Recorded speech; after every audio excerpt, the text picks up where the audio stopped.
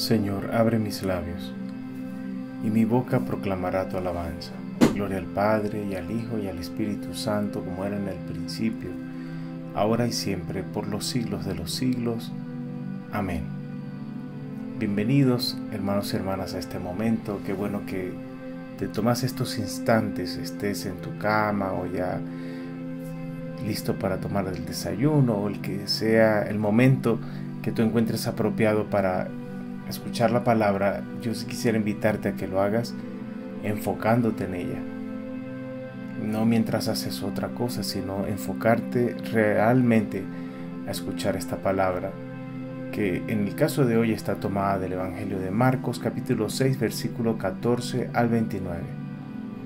Antes quiero decir que me parece uno de los eventos más absurdos, al menos la manera en la que está narrado, de la historia de nuestro cristianismo, ¿verdad? Que es la muerte de Juan el Bautista. En aquel tiempo, como la fama de Jesús se había extendido, el rey Herodes oyó hablar de él. Unos decían: Juan el Bautista ha resucitado de entre los muertos, y por eso las fuerzas milagrosas actúan en él. Otros decían: es Elías. Otros que es un profeta como los antiguos. Herodes, al oírlo, decía: es Juan, a quien yo decapité, que ha resucitado. Es que Herodes había mandado prender a Juan y lo había metido en la cárcel, encadenado. El motivo era que Herodes se había casado con Herodías, la mujer de su hermano Filipo, y Juan le decía que no era lícito tener a la mujer de su hermano. Herodías aborrecía a Juan y quería matarlo, pero no podía, porque Herodes respetaba a Juan. Sabiendo que era un hombre justo y santo, lo defendía.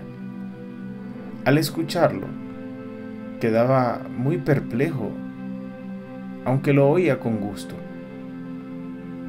La ocasión llegó cuando Herodes, por su cumpleaños, dio un banquete a sus magnates y a sus oficiales y a la gente principal de Galilea.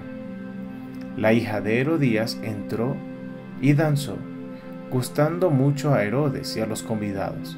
El rey dijo a la joven: pídeme lo que quieras y te lo daré. Y le juró: te daré lo que me pidas, aunque sea la mitad de mi reino.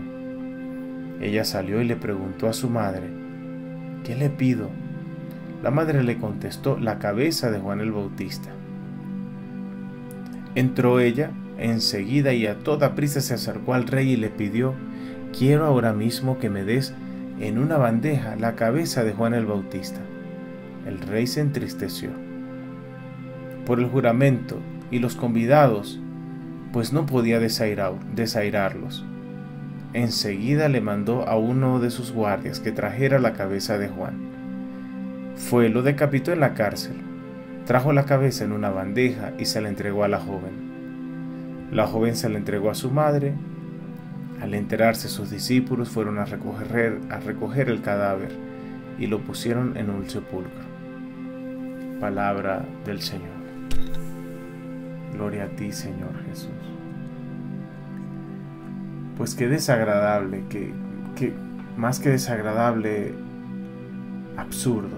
Me parece más que absurdo, porque ¿cómo es posible que un hombre, por mantener la dignidad de su palabra, ponga por encima de eso la vida de otra persona y la mate, siendo que la veía como alguien bueno, que lo veía de por sí como alguien santo? ¿Cómo no prefirió simplemente disculparse? ¿Cómo no prefirió simplemente decir: esto no lo puedo hacer? Y podemos notar cómo para él Juan, a quien le gustaba escucharlo, podemos ver ahora que por supuesto que no lo valoraba de una forma superficial, porque si lo hubiera valorado realmente hubiera salvado su vida. Pero decía que le gustaba escucharlo, quiere decir que era como una especie de entretenimiento, tal vez, o era simplemente una especie de amistad con esa persona famosa pero no le importaba.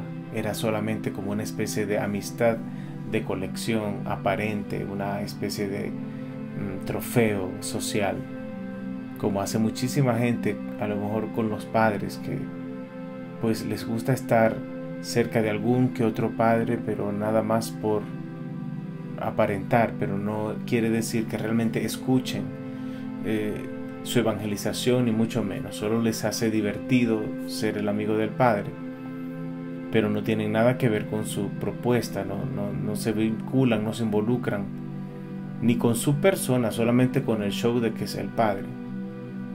Eso pasa, pues aquí vemos que ha pasado toda la vida de la iglesia. Parece que antes de ser iglesia ya nos pasaba eso. Pero vemos a los personajes, vemos el acontecimiento, y todo es fruto del descontrol. Es completamente fruto del alcohol. Estaba Herodes borracho, tal vez, porque seguramente estaba ebrio de tanto tomar, comer. ¿Cómo sería esta parranda? Además, ebrio de su ego, porque estaban delante de sus magnates, estaba toda la gente que los mantenía, y tenía que brindar un buen show para todos ellos. Y todo ocurre precisamente porque, escuchando hablar de Jesús, parecía que esa era la persona a la que había que acabar, a ese que estaba además haciéndole sombra social de alguna forma. Porque aquí tenía que morir alguien. ¿Por qué tenía que morir alguien? Porque estaban opacando el ego del rey. Pasa eso con muchos jefes en sus empresas y organizaciones. Prefieren despedir a alguien que aliarse con la bondad que tiene. Prefieren maltratar que agradecer y honrar el hecho de que una persona le está haciendo algo positivo a su equipo de trabajo. Pero mirando un poco más adelante, podemos ver también que en este pasaje de la palabra, lo que llama la atención es la identidad de Jesús. ¿Quién es ese Jesús? Es definitivo que Jesús ya es tomado como un profeta por sus palabras y acciones que pesan más que incluso su figura sobre quién es. No saben todavía quién es, pero ya escuchan lo que hace, escuchan lo que dice. Y en esta narración, que es una de las cosas más absurdas sobre la muerte de Juan, absurdas, pero así tuvo que haber pasado. Yo digo absurdo porque hay muchas formas de haber evitado esa muerte. Pero nos centramos en el hecho de la promesa que hace Herodes a Elías, a esta mujer, a Herodías, la hija de Herodías, que se ve seducido por su baile. Es decir, es una escena de tal aberración que es como una especie de circo, donde él es el centro y todos están viendo su show. ¿Hasta dónde puede llegar el descontrol del ego de una persona? Tuyo y míos. Mira, los grandes errores que se cometen en la vida de una persona es en un pequeño instante donde se deja cegar por su ego. Apuestas, incluso violaciones. Porque no, yo me tenía que acostar con ella porque si no van a decir que yo soy gay. Porque a lo mejor la muchacha le hizo ojitos y es casado, pero se tenía que acostar con ella porque si no van a pensar que a lo mejor no le gustan las mujeres. O sea, hay tantas excusas que ponen las personas para tapar los excesos de su ego. Y en eso quiero que te fijes ahora mismo en tu vida, que contrastes este episodio con los grandes errores que hemos tenido. En un pequeño instante, por dejarnos llevar por el placer, el alcohol, y sobre todo por el placer.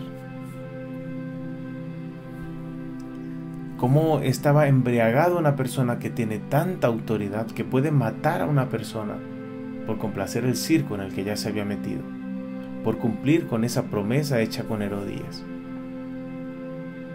Muchas veces dice la palabra de Dios, no tomes el nombre de Dios en vano, no jures en vano. Y aquí hay una palabra bien contundente de por qué ese mandamiento es tan importante.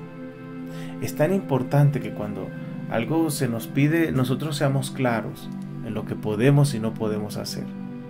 Yo creo que los principios no se pueden negociar. Creo mucho en que los principios no se pueden negociar. Y creo mucho también en que tú y yo tenemos hoy día un compromiso bien importante de analizar lo que nosotros hacemos cuando perdemos el control.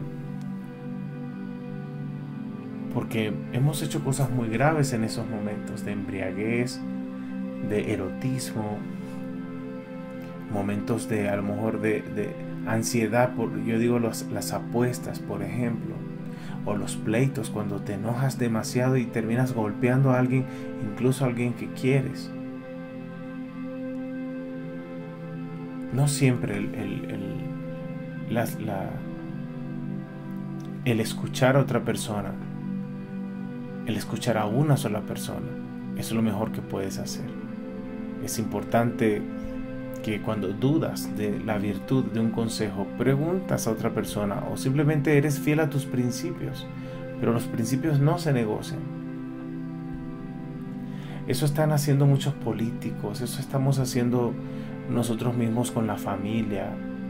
Fácilmente hoy día, es que hasta las canciones, en la radio escuchamos todo el tiempo canciones de se ven a escondidas, de la traición. Pues hemos normalizado la traición, porque es más importante el placer, es más importante andar de enamoraditos así como en secreto. ¿Y cuántas cosas nos llevamos por delante? Este Herodes se llevó por delante a Juan el Bautista, pero así hay papás que se llevan por delante a toda su familia, a toda la familia, por un momento de placer, sin notar cómo sufren los hijos, sin notar cómo sufren las demás personas, además de su propia pareja, que no es menos importante. ¿Cuál es el valor que tienen para ti las personas que no están cuando tú estás teniendo una aventura, y a las que con facilidad tú anulas cuando vas detrás de un placer desenfrenado? Y a veces la verdad no cae bien.